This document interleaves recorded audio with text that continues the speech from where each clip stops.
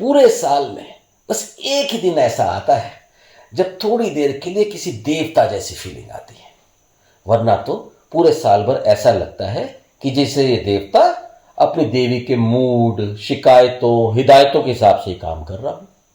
और ऐसे में कभी मेरे मुंह से निकल जाए कि मैं तो आपके हुक्म का गुलाम हूं, तो देवी जी ऐसी चिढ़ जाती है कि बस पूछो मत। हाँ तो जब मैं मानती हूँ कि गुलाम की पत्नी तो दासी होती है, रानी तो राजा की पत्नी को कहते हैं। अरे काहे का राजा, जब तब देखो तुम किसी बात पे रूठ जाती हो, यहां तो पता ही नहीं लगता हुआ क्या है। आगे से ना मैं डायरी में लिखती जाया करूंगी। अरे इतना भी कितना डेटा होगा कि डायरी एंट्री करनी पड़े। होता ही रहता है कुछ ना कुछ, छोड़ो अब आप रहने दो। चल एक दो बात ही बता दे, कुछ मुझे भी तो आइडिया हो। परसों की बात ही ले लो, हम पार्टी में गए। हाँ? पार्किंग लॉट से लेके हॉल तक आप तो अपनी स्पीड में ही भागते चले जाते हो और हमेशा ही ऐसा करते हो। अरे थोड़ा ध्यान रखा करो ना कि मैंने हील्स पहनी होती हैं। मुझे हर बार बोलना क्यों पड़ता है कि थोड़ा स्लो चल लो। और पार्टी में जाते ही जब तक कोई मेरी पक्की वाली सहेली मिल नहीं जाती, एटलीस्ट तब तक तो मेरे साथ रह लिया करो। ये बार की तरफ भागने की आफत क्यों आ जाती है आपको? अरे मैंने सोचा तू तो सबसे ही बातें कर लेती है। आपने सोचा ना, जैसे जब कभी मैं बच्चों को डांट रही होती हूँ तो आप सोचते हो कि चलो अच्छे पापा प्यारे पापा होने का मेडल ही ले लेता हूँ, कूद पड़ते हो बीच में। चल चल रचना तू गुस्सा थूक, आगे से नहीं करेंगे बच्चे ऐसा।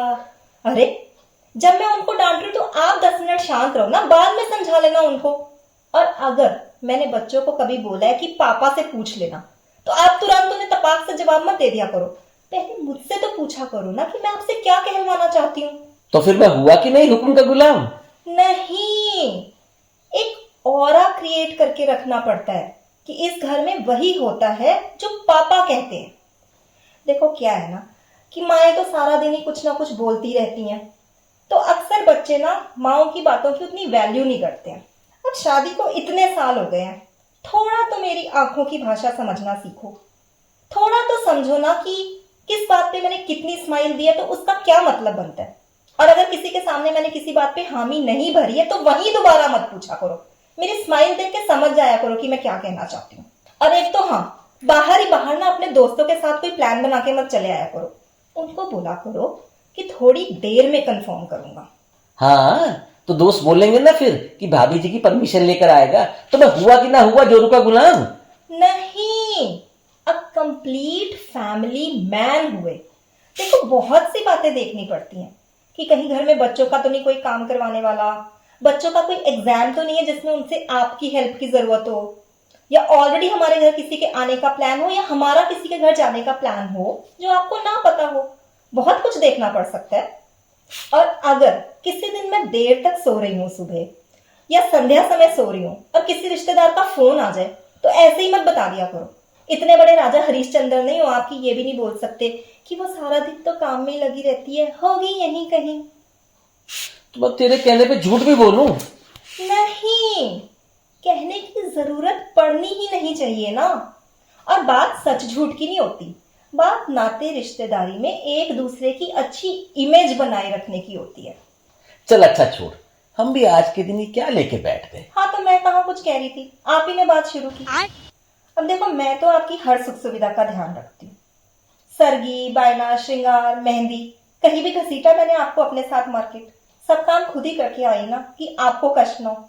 उस पर भी आप अगर ऐसे बोल देते हो कि मैं तो हुक्म का गुलाम हूँ, तो बुरा लगता है ना यार मुझे। लेकिन फिर भी आप हमेशा ऐसे ही बोलते हो। और हाँ, आगे से ना किसी के सामने मुझे ये मत कहना कि तू भी वेट चेक करके देख ले। मुझे किसी का सर्टिफिकेट नहीं चाहिए। हाइट कम है ना, उसके हिसाब से वेट कुछ ज्यादा ही है। पता है मुझे कि वेट कुछ ज्यादा ही है, सबके सामने मत पूछा करो। खुश रहो भैया, तुम बनकर एक ही दिन के देव, कुछ नहीं भूलती ये, रहता है पूरा डेटा सेव। इनकी शिकायतें खत्म ना होंगी, बीत जाएगा पूरा जन्म। लंबी आयु चाहिए तो इनको रखना सदा प्रसन्न।